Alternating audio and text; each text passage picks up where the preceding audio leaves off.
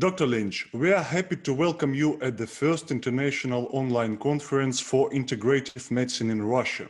Your knowledge contributes to a better future in the field of holistic healthcare. As far as I know, this is your first interview for our country. Have you imagined that your ideas and wisdom will spread all over the world? It's an honor to be welcomed in Russia, and thank you for the invitation. And no, I had no idea, but I'm very, very happy that it is. So, Dr. Lynch, what is the difference between genetics and epigenetics? Why is our modern progressive medical world focusing so much on epigenetics and its influence on genes? And do you think we are close to breaking the secret code of human design? There's a lot there, and I think that over time we've realized that our genetics are something that's fixed. We can't change our genes. So genes are like the computer for us. And so if you buy a computer, that's your genetics. You're stuck. The software, the programs, and the things that you type and save in your computer, and the photos you put in your computer, that's your epigenetics. So the computer runs your software. The computer looks at your photos and you can edit your photos, but you determine what goes on your computer. The same as our own genetics, they're fixed, but we can control them, most of them, not all. Like I have brown eyes, brown hair, you have brown hair. We can't control that. We can dye it, right? Yeah. A lot of women love red hair in Russia. But epigenetics is something that we are learning in science that is very, very powerful, because if you look at cancer is a huge problem. If you look at the genetic basis of cancer, it's only like 1 to 5% of all cancers are genetic. That means 95 to 99% of all cancers, the remaining, are epigenetic, which is based upon our choices, our environment, our own mindset, and that's a powerful way to think. So if we start understanding that most things, most diseases, most conditions are in fact epigenetic caused, then we have the power to make ourselves healthier. Mm-hmm. Great.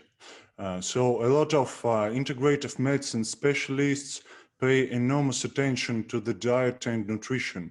It is no secret that the frequency of food intolerance is growing at a frantic pace.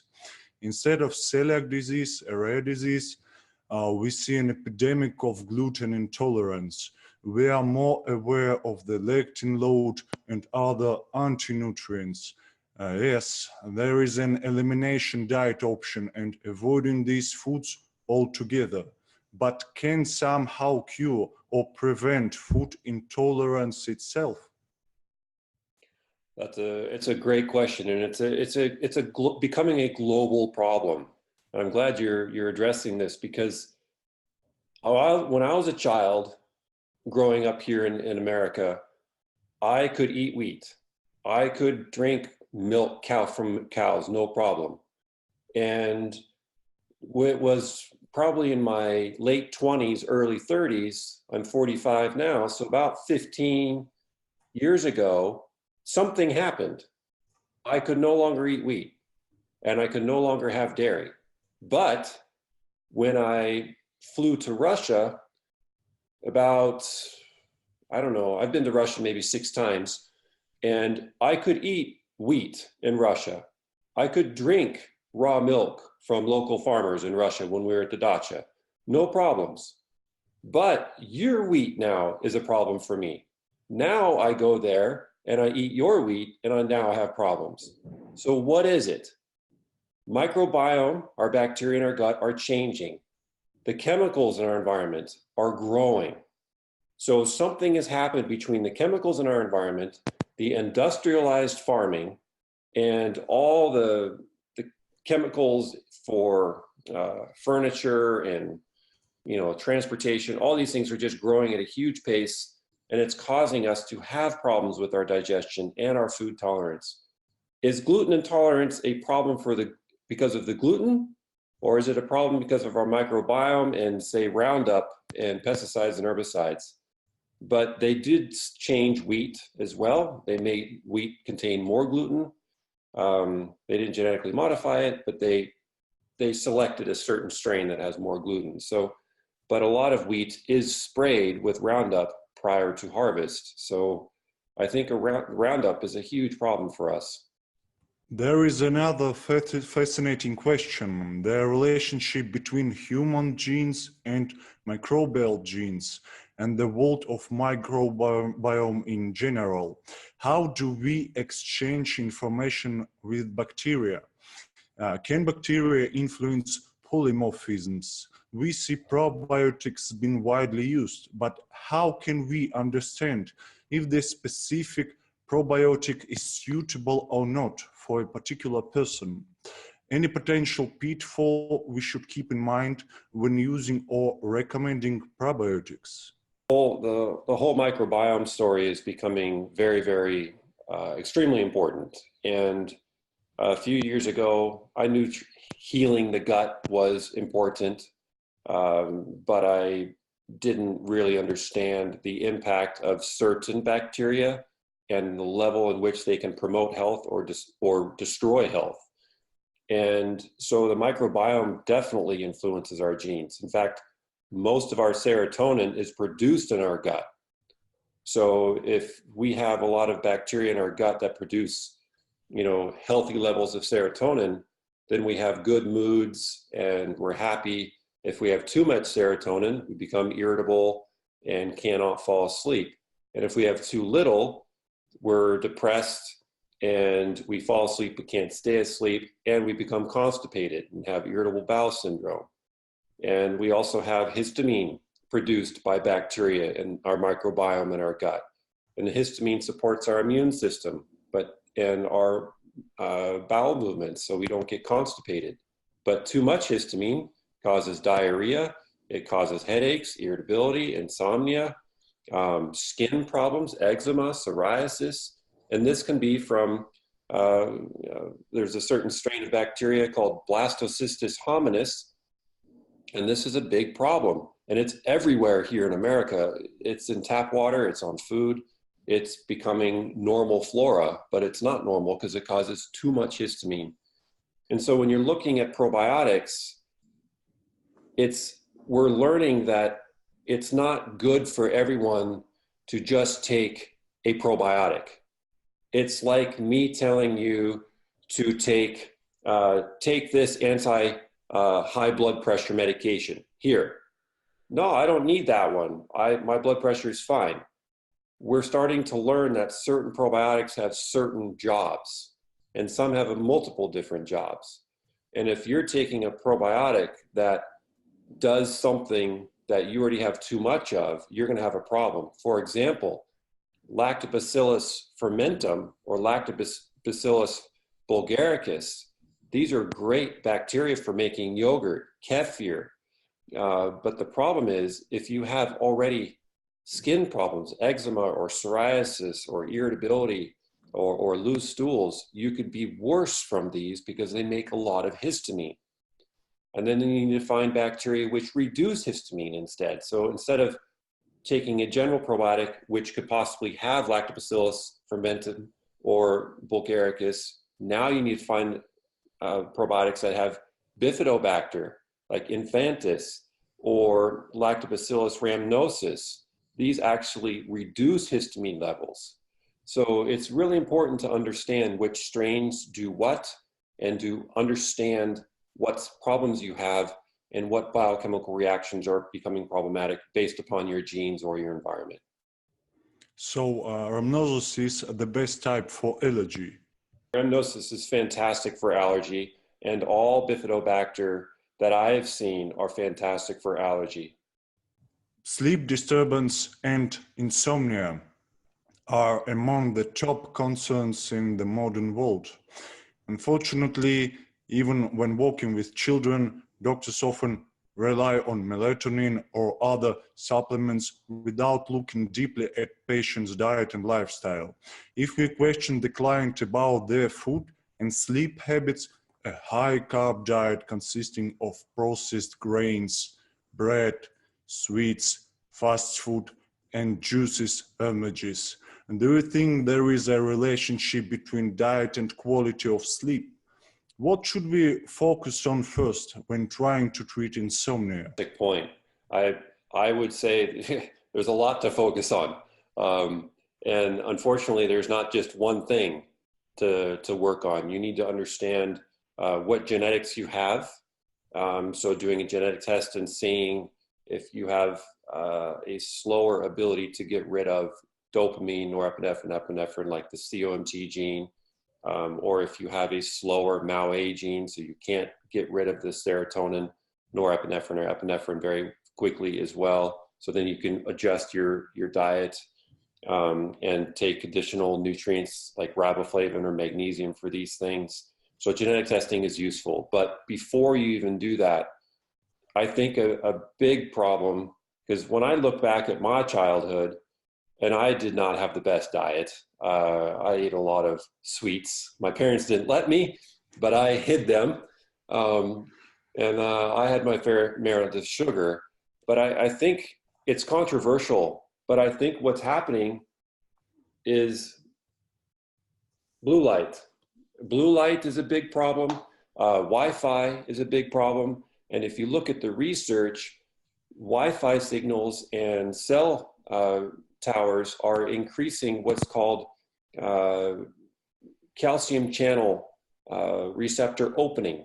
So your brain is flooding with calcium from Wi-Fi. And a lot of people don't understand that the biochemical effect of Wi-Fi routers, just because you can't see it, and it's super convenient, it's great for convenience, but they release calcium in your brain, and the calcium triggers glutamate release.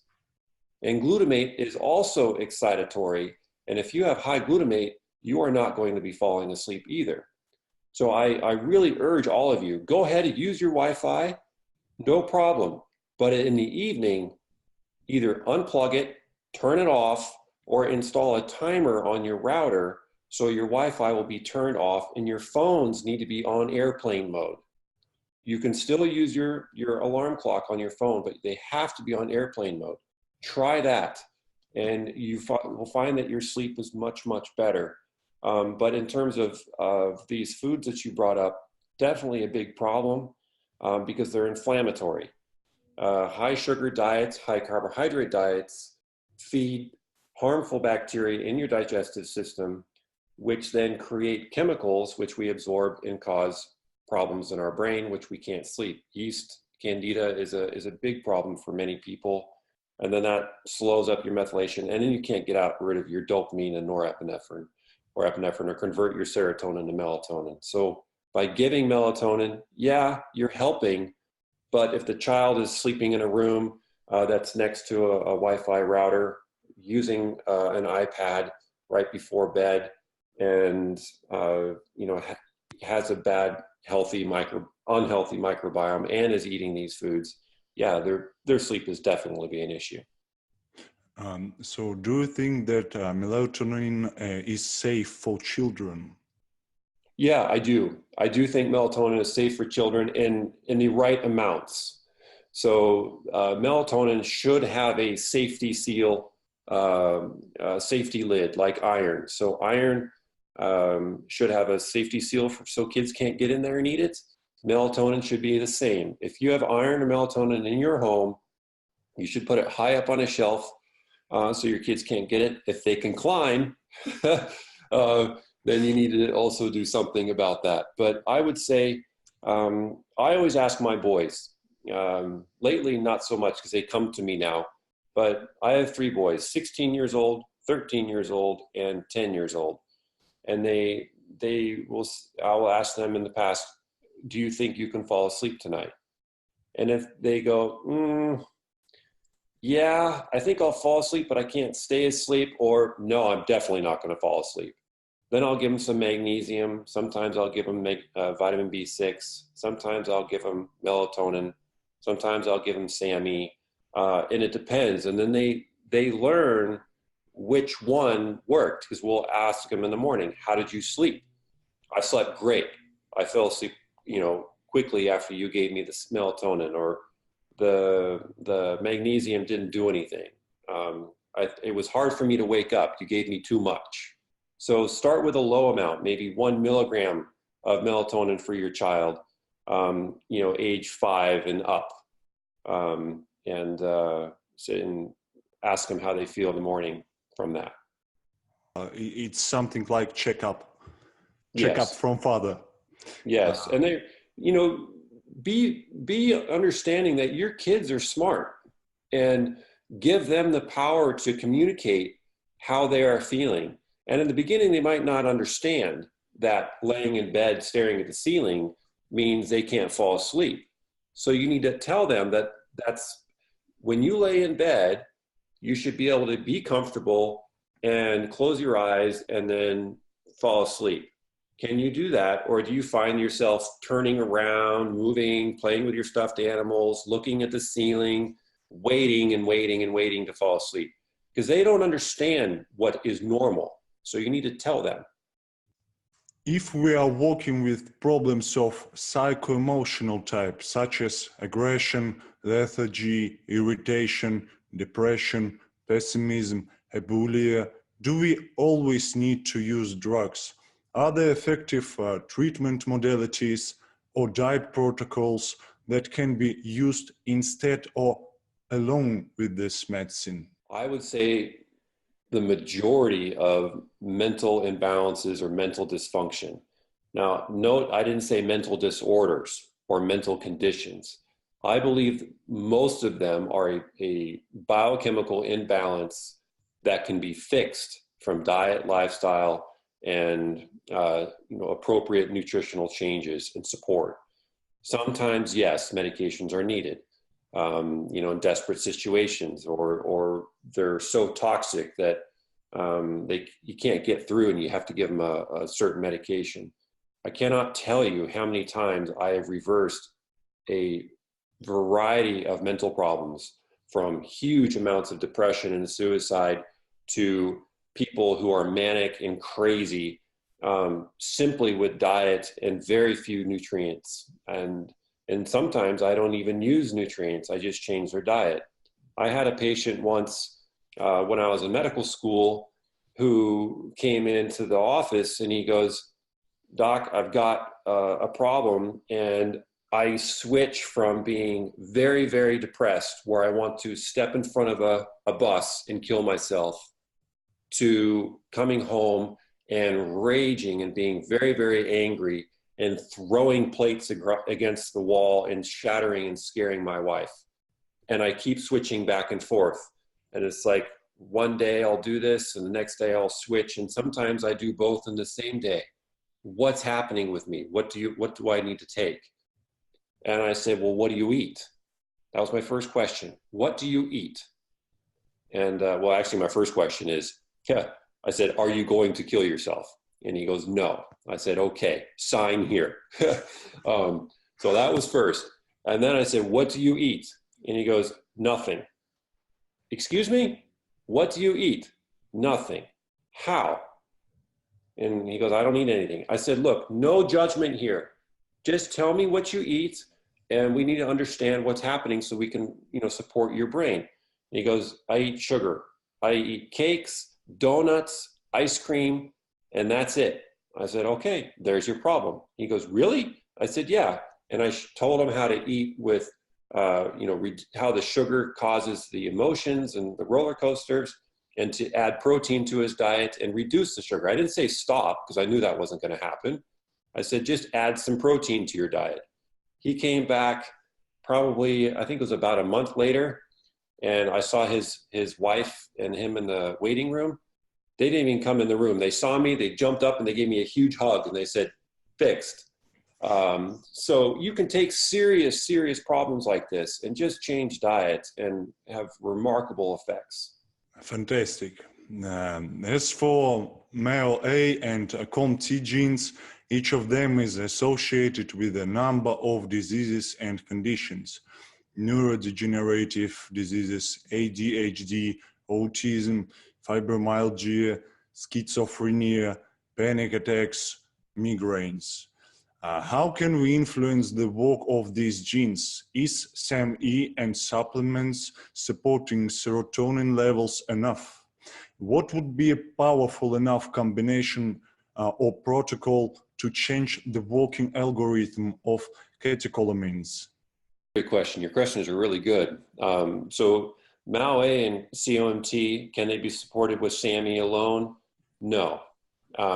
SAMe sometimes can be useful for individuals who have high levels of catecholamines, which COMT helps break down. Other times, if you give SAMe to an individual with a slower COMT gene, it can make them problematic and even worse. And I've done both. I've given SAMe thinking it would help calm down a person who was stressed out, and it backfired. It did not work. It made them worse. And then I've given SAMe to a person who was freaked out and couldn't fall asleep. It worked like a charm. It was perfect. So it all depends on how their methylation is working, and if the SAMe is doing its job, and if there's other things at play too. So in my book, which is translated in Russian, we talk about different ways that you can support your COMT and MAO-A in the book, Dirty Genes. What is it? Грязные гены, or что? Грязные гены. Yeah. So it sounds like this. Yeah. Yeah.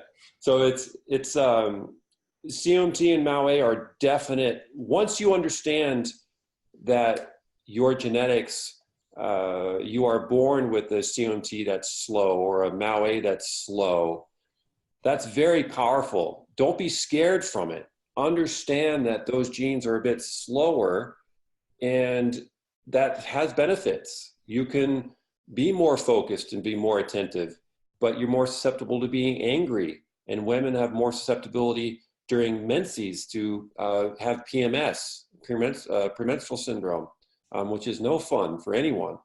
And then if the COMT and MAO-A genes are working faster, that's what you brought up of ADHD or inattentiveness or depression. And I have boys, we have all different genetics in our home. We have a lot of fast COMT and fast MAO-A, and two of my boys have ADHD, and we support them with more protein and other things like tyrosine, and they do very well in focus in school. If they don't eat protein, if they eat carbohydrates, and they love their carbohydrates because that gives you the instant lift, and so you have to be mindful of that. But if they eat the protein and they take their tyrosine and their nutrients, then their attention is fantastic. And my other boy, if I gave him tyrosine, he'd go bonkers. He'd go crazy. He'd become angry. And the same for me. So he eats quite a bit of protein, naturally anyway. But if I gave him tyrosine, it would definitely make him worse. And I'd give him SAMe at night to help fall asleep, and it really works like a charm. What about fats? Maybe coconut oil? Fats are great. So if your gallbladder is working and your liver is working and you can absorb fat and process it, fats can be really good. The problem with fats is a lot of people are eating fat with a lot of carbohydrate. You're having a pizza and with ice cream. So pizza is huge amount of carbohydrate, and then you have the sugar and fat from the ice cream. So that combination isn't good. But if you have a steak with avocado or a salad with olive oil dressing and a lot of it, that's fantastic. Fat becomes a problem with too many carbohydrates. And you don't need to be ketogenic. You don't need to be following the ketosis diet and lifestyle to be able to have a healthier diet in eating fat. You just need to lower your carbohydrate, and you need to moderate your protein. And see if you're losing weight or gaining weight and how you're feeling. And it's, I think there's too much focus on the ketogenic diet right now, at least here in the United States. I don't know about Russia. But you just need to, it also. Yep. Yeah, I think it's interesting because how these things happen. But I'm not keto. I don't follow keto, but I do not eat many carbohydrates. I have carbohydrates, but I don't eat that many of them. And I have fat and I have my protein. And I also eat seasonally, depending on the weather and how I'm feeling and how I'm training. So I think having mentioned the catecholamine group, we cannot pass the dopamine itself. Yes, it is a reward system, motivation, focus, craving for learning, love, pleasure. But each neurotransmitter, as each medal, has two sides. What is the negative side of overstimulating dopamine production? There's a great video on YouTube called The Pleasure Trap by Dr. Doug Lisle, and he talks about this. And too much dopamine, frankly, can cause irritability, nausea, vomiting, hysteria, just craziness, absolute craziness. But I think what's becoming worse is social media, because what's happening is social media and video games are increasing our dopamine. And so when your child or you are playing video games or busy on your social media accounts, your dopamine levels are going up. And then when you stop your video games and you stop your social media, your dopamine levels drop. So your normal life, going for hikes and having conversations with your friends, is not as exciting as it used to be, because you have a new standard of higher dopamine from social media and video games, and the real life pleasures are here. They're not as good. So now you turn to alcohol or smoking or drugs like meth or cocaine, or more video games or more social media to get you back, or sugar, to get you back up to that higher levels of dopamine. So it's the norms are big problems for, where the dopamine should be. So, but the side effects for too much dopamine are definitely irritability and anxiety, and just craziness. But I really want people to understand that their choices every day are changing their levels of dopamine and how they handle it. And so if you remove your video games from your child, they'll go in decline for a little bit until they normalize and they realize, like, oh, okay, their dopamine levels become, where they should be, and they're okay again. So it's because your normals can change. So while video games might be making you stressed out and anxious in the beginning, your brain gets used to it and you can handle it, and now you can handle more and more, but then real life becomes boring. And I see it with so many different people. And look at movie stars and comedians. They go on stage and they're performing, and they're performing to 10 musicians, right? They're performing to thousands and thousands of people. Imagine how much dopamine they're getting, all that love and energy from the audience. And then they go home, they sit by themselves in front of the TV. And we wonder why they drink alcohol and do drugs, because their dopamine on the stage is here. They come home and their dopamine is down here. So we have to understand that artists are really struggling with this too. I have been searching for possible precursors when working with BH4 cofactor, an important factor in speech development in children. Thanks to you, I've learned that the problem with GHPR causes a system error in BH4. What kind of beast is this GHPR, and what in turn inhibits its activity? Please share with us your findings. Yeah, so this is a very powerful concept, because we talk about COMT and MAO-A and MTHFR genes and how they help produce and break down dopamine, norepinephrine, epinephrine, serotonin, melatonin, and all that. But what is important to understand is exactly what you brought up, is none of those neurotransmitters can be made without BH4.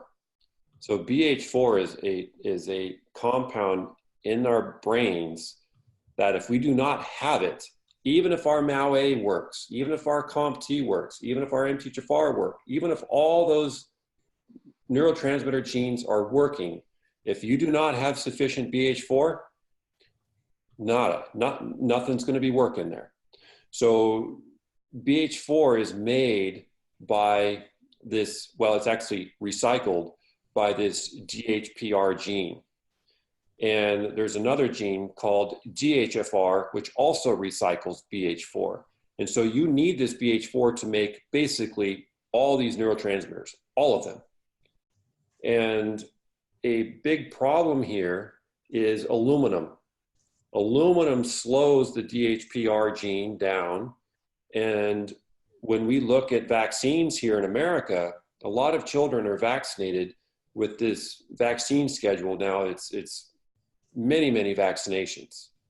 And there's a lot of aluminum in there. For a little tiny baby, they're getting massive amounts of aluminum, and it's shutting down or very slowing down their DHPR gene, and they cannot make their neurotransmitters like they need to. And the aluminum is a big problem. So we also get aluminum in our drinking water, and the environment. It's pretty pervasive in cleaning solutions. So if you find that you're washing clothes with laundry soaps without gloves, and you're scrubbing. My wife is Russian, and she's always scrubbing socks. Like, Nadia, it's okay. I can have a spot in my sock. You don't need to scrub it out every day. But she didn't use gloves, and her aluminum levels were really high. And she had memory problems, and she was starting to decline, and she was young 40s. So I did a blood test. Her aluminum levels were high. I knew since I did a blood test, and if her aluminum levels were high from a blood test, that means she has current exposure. So where was she getting the aluminum? Well, laundry detergent. So you need to make sure that your laundry detergent is of good quality, that does not have aluminum in it, and you need to find good ones there in Russia. We have one called Molly Suds here in America, or just wear gloves when working with that. But DHPR is an important one. And then folic acid also slows down the synthesis of biopterin. So then that does that through the DHFR gene. And I've seen a doctorate student publish a paper on folic acid inhibition of biopterin synthesis or recycling. And it was interesting because they showed biopterin levels here on the graph, and they gave folic acid, and the biopterin just went, whoom, just dropped. And folic acid is everywhere, including Russia. The heavy metal age also. Yeah. I call it heavy metal age.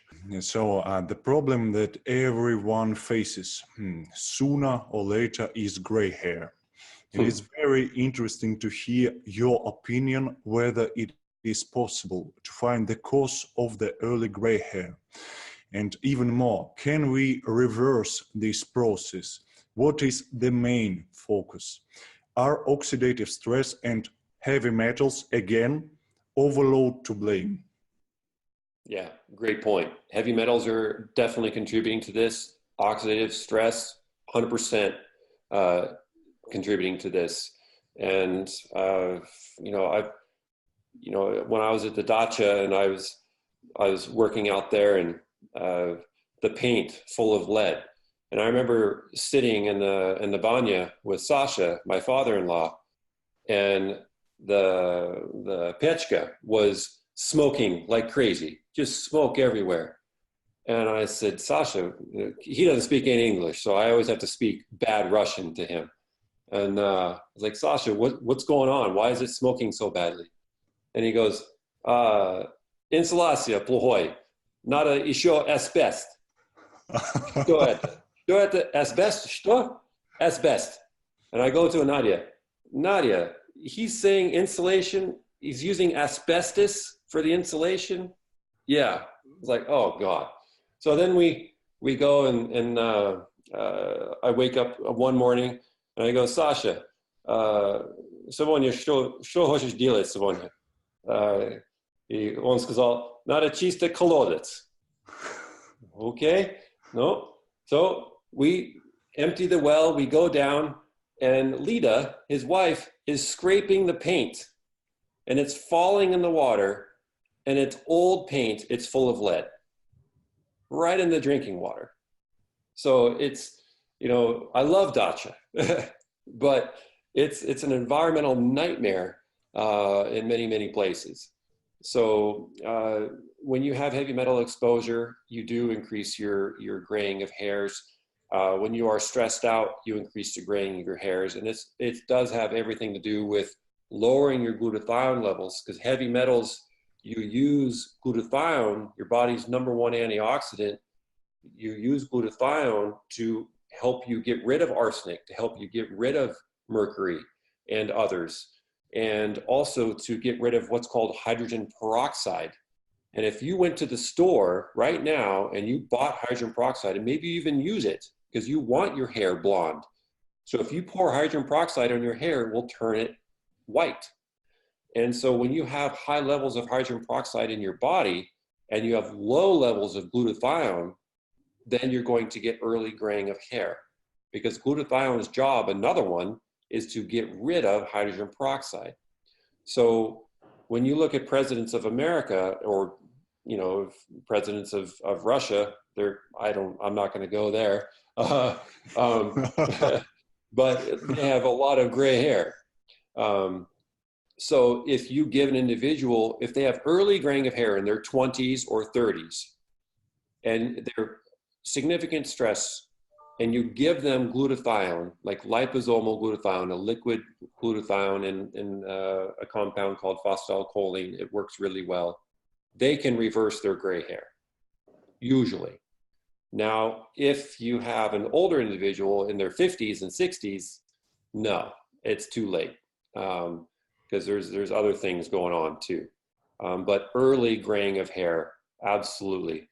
And stress, when you break down, so the MAO-A gene that we talked about earlier today, MAO-A gets rid of serotonin, norepinephrine, and epinephrine. When you are stressed out, these neurotransmitters go up. And so MAO-A has to work harder to get rid of these compounds, the norepinephrine, serotonin, and epinephrine. It has to work. And when your MAO-A gene works to get rid of them, it makes hydrogen peroxide. That's what it does. It makes high levels of hydrogen peroxide. When I was reading the research, it was interesting to see that the research was saying the MAO-A gene makes a lot of hydrogen peroxide. It didn't say makes hydrogen peroxide. It said makes a lot of hydrogen peroxide. Thank you so much. Dr. Lynch, the last question. My subscribers requested me to ask you an interesting question. How do you feel about traditional medicine systems, such as Ayurveda and Chinese medicine? What do you think about the medical nutrition used there? I think it's awesome. I use it all the time. I think we cannot ignore the amount of data that has been collected for thousands of years. While there might not be, a true understanding of the biochemical effects, we do see the clinical effect, and we do see the association. So if, in Chinese medicine, I've studied, Ayurveda, I've studied, and I love them both. And, for example, when I I had a really yellow, green coating on my tongue, gross. And I went to an Ayurvedic doctor because that's what I knew. And he said, your liver is really dirty. And I said, how do you know? He goes, easy, your tongue is yellow. I was like, my tongue is yellow? I thought it was normal. I thought everybody had a yellow tongue because I had a yellow tongue. And he goes, no, that's not normal. So we worked on changing my diet. I ate a lot of ice cream. I ate a lot of carbohydrate. This was in my 20s and 20 years old, 22. And so I changed my diet. He gave me herbs for my liver, and I did banya, in East Indian style banya, and massage, and it cleaned it up. I've since had no more yellow tongue. And then pulse. It was interesting when I studied Chinese medicine, and you have 3 different points here and 3 different points here in your pulse, and you can feel them, and they teach you different things. And I remember we had to study. Some of our homework was to find 10 strangers or 10 friends and take their pulse and look at their tongue and ask them questions. And I was working in some job. I was building this lady's garden, and her roommate came outside. And here I am, dirty, and I'm making a patio or something. And I say, excuse me, I have an assignment from Chinese medicine class. May I feel your pulse and look at your tongue? And she was like, huh? And then her friend came, it's fine. Yeah, he's a student, it's cool. And she's like, huh, okay. So she sat down, I looked at her tongue, I was like, purple. I looked at her skin, kind of purple. She lifted up her tongue, her veins were big. I was like, okay. And then I felt her pulse in the liver area. I pushed down, it was not so much. I pushed a little bit harder. So there's 3 places you feel on the Chinese medicine pulse. I pushed deeper on the liver, and her pulse just came up and it hit my fingers. And I was like, huh. So I knew from her big veins and under her tongue and her purple face and her liver being deep with a firm, strong pulse, I asked her a few questions. Do you get angry easily but not voice it? She looked at me like I'm crazy. Do you have menstruation with blood clots and a lot of pain and cramping? She just like starts shaking her head. And I said, do you have problems being really cold? And she just couldn't believe it. And her roommate said, oh my God, how did you know all of that? So pretty cool stuff. I love it. And Dr. Lynch, thank you so much for your participation. I hope we will work again, maybe next year, maybe next conference. And welcome to Russia. Yeah. Добро пожаловать и большое спасибо. No, спасибо тебе. Спасибо, Dr. Lynch. And good luck. Thank you. Thank you.